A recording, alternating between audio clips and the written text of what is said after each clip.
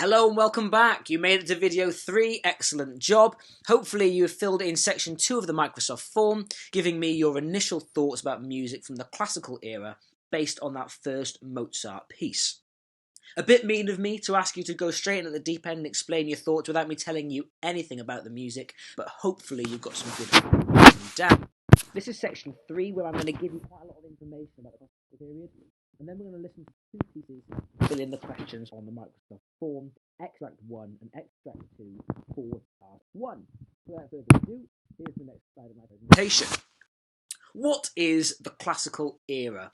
So originally, the classical era was ancient Greece and ancient Rome. They focused on really strong and bold structures. Everything was structured, lots of things were symmetrical, where everything was clean and uncluttered. They really focused in on making sure that nothing was out of place.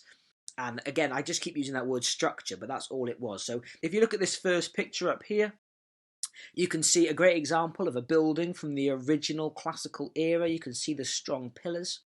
And again, if I move my face out of the way, you'll be able to see a bust from the original classical era, ancient Greece and Rome, and it just looks really simple. They haven't over-flourished it, they haven't added any bells and whistles, it's just exactly what it needs to be. At the bottom of the page, you can see this statue here that is no longer ancient Greek or Rome. This is actually from 1780, and you can see the similarities in how they've kept everything quite simple in terms of the face and the robe. And again, we look at a more modern building, built in the classical era, late 1700s, early 1800s. And we can see, if you look at my mouse, you can see these pillars and the way that the building is structured and symmetrical is exactly the same as what we saw originally in ancient Greece and Rome. So that's what society was doing between 1750 and 1820. They were harking back to the ancient Greek and Roman times and wishing that that's where they were. But what did that mean for our musicians? Again, move my video. This video's a nightmare, isn't it? Right. As the Earth entered the classical period, humans shifted back to a love of elegance, beauty, and balance. They were all thinking, why can't we just live in ancient Greece? Musicians started to follow this trend with their compositions, the music they were writing and creating, in order to ensure their music was popular in royal courts. So Ed Sheeran didn't exist in the classical era, obviously, and the masses weren't able to go to those sort of concerts that we'd now go to in the O2 or Wembley. All of the musicians were making money by performing in royal courts. And for them to be employed by the higher-ups, the royalty, they had to be writing and playing music that those people wanted to hear. And as the trends move into the classical period and everything was strong and structured and elegant and beautiful, so the music had to be too. I've included 2 faces on this, well, 3 if you count my face, but 2 composers from the classical era on this slide, Beethoven and Mozart. Some interesting stories about them, some fun facts. So, that's not Mozart, that's Beethoven. Beethoven actually went deaf throughout his musical career, and some of his best pieces were written after he went deaf, which I always find incredibly interesting because it must have meant that he was listening to the vibrations that he was playing rather than the actual music. But lots of people agree that some of his best music was after he went deaf. Mozart wrote his first piece of music at the age of 6. He wrote his first opera at the age of 14. And both of them, well, Beethoven before he was deaf, had excellent ears. So Mozart once went to the Vatican City in Rome and listened to a piece for full orchestra when he was, I don't know, maybe 12 years old. And this piece had never been performed outside of the Vatican. But when Mozart left, his ear and his brain were so good that as soon as he got home, he wrote the entire score out. And it was the first time that that piece was then able to be performed outside of Vatican City because Mozart had been able to write it down from memory. So this man is incredible. And they were both really important figures in making sure that the music moved out of earlier eras like the Renaissance and the Baroque and into the classical style of beauty, structure and elegance.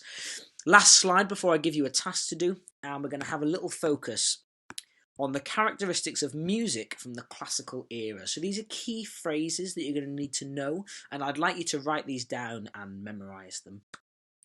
Because we're going to do a listening task in a minute where I'd like you to listen out for these particular things. So there are really obvious changes in dynamics. The music will be in sections, and there'll be a loud bit, and there'll be a quiet bit, and there'll be a loud bit, and there'll be a quiet bit. And it'll just be so obvious and structured. Remember, we're linking back to the classical era. Elegance, beauty, but structured and balanced. Clear ends to melodic phrases. All the melodies won't be overlapping and running into each other. You'll know when it's the end of a melody and we're moving into a next section. Short, well-balanced phrases. I've used that word phrase twice. I've put a definition over here for you. So a phrase is a unit within a longer passage. Larger range of instruments than before, so their orchestras started to get bigger. They started to include more brass instruments. The introduction of the pianoforte. So before this, the piano didn't exist, and that links back to point number 1. Actually, the changes in dynamics. Pianoforte literally means soft loud or quiet loud, and so the introduction of the piano allowed people to play more dynamics.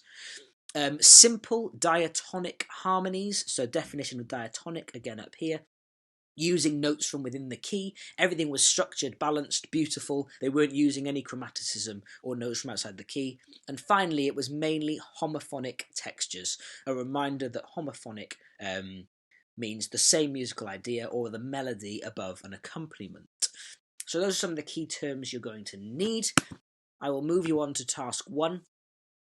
You need to listen to the following 2 extracts of music from the classical era. I've given you one from Mozart and one from Beethoven. And answer the questions on the Microsoft form provided. So you should now be on section 3 and section 4 of the Microsoft form. Section 3 is about extract 1. Section 4 is about extract 2. You will need to use your answers to the do now and your experience from practical lessons to aid your answers. And I've just given you 2 words here with a definition because they're in the questions and I didn't know whether you knew them. But ascending would be to lead upwards. If I was to say I'm ascending in the lift, I would be going upwards in the building. And a sequence is a set of related movements. So that question asks you about a melody and a melodic sequence. So that'll be like the same melody played again and again, but gradually moving up or down. Just to let you know where you can find these extracts, they will all be in Microsoft Teams, again, inside the audio extracts, and we are looking at Task 1, Extract 1, and Task 2, Extract 2. You may listen to them as many times as you like whilst completing the questions. And then join me back here for video 4 and the end of your lesson. Best of luck. Bye.